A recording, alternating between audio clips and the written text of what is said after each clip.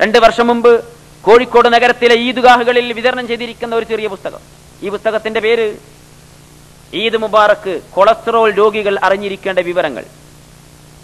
ഇത് ഇറക്കിയിരിക്കുന്നത് Salafi learning and research centre ladies wing Kerala. Salafi learning and research centre ladies wing Kerala, Francis road, Kozhikode. 15-ാം പേജിൽ പറയുന്നു, മിക്കപ്പോഴും ആഹാരത്തിലും ജീവിത രീതിയിലും വരുത്തുന്ന മാറ്റം കൊണ്ട് രക്തത്തിലെ കൊളസ്ട്രോൾ നിലയിൽ വ്യത്യാസം വരും. ആഹാരവും മദ്യവും കുറച്ചും വ്യായാമം കൂട്ടിയും ശരിയായ ശരീരഭാരം കൈവരുത്തേണ്ടത് പരമപ്രധാനമാണ്. എന്താണ് ഇപ്പൊ ഇതിൽ പറഞ്ഞത്? കൊളസ്ട്രോൾ കുറക്കാൻ, ആരോഗ്യനില മെച്ചപ്പെടുത്താൻ നമ്മൾ ആഹാരം കുറക്കണം എന്നു മാത്രമല്ല, മദ്യവും കുറക്കണം. ഇസ്ലാം എന്താ പറഞ്ഞ? മദ്യം കുറക്കണമെന്നാണോ മദ്യം നിർത്തണമെന്നാണോ? കേട്ടില്ലേ? മുജാഹിദിന്റെ സലഫി ലേണിംഗ് കോഴ്സ് ഇറക്കിയ പുസ്തകമാണ്.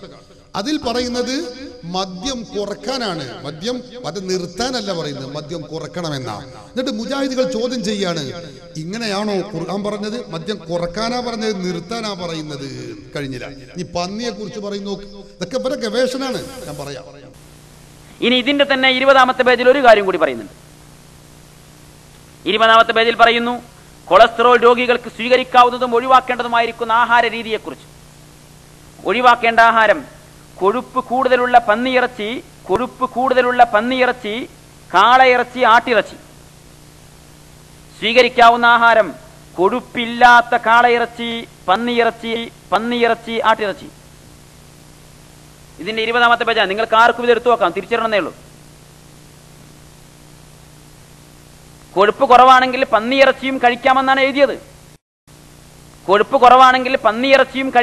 എഴുതിയത്. മുജാഹിദിന്റെ പുസ്തകം. ആ പുസ്തകത്തിൽ പുതിയ കണ്ടുപിടുത്തം എന്താ? കൊഴുപ്പ് കുറവാണെങ്കിൽ പന്നി ഇറച്ചിയും കഴിക്കാം. എങ്ങനെയുണ്ട്? കള്ള് അല്പമാണെങ്കിൽ കുഴപ്പമില്ല. മുജാഹിദിന്റെ ഇജ്തിഹാദാണ്.